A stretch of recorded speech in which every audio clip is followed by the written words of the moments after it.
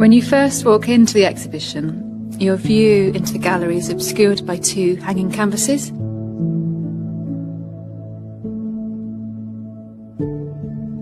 And this piece, titled Forest, is an ensemble of about 40 unstretched hanging canvases. And one has to immediately start to make decisions on how to navigate the piece.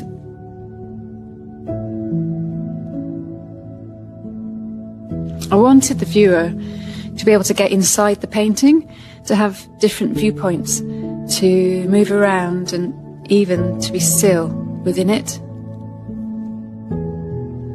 I see forest as having the potential for many different compositions, depending on the space in which it's hung.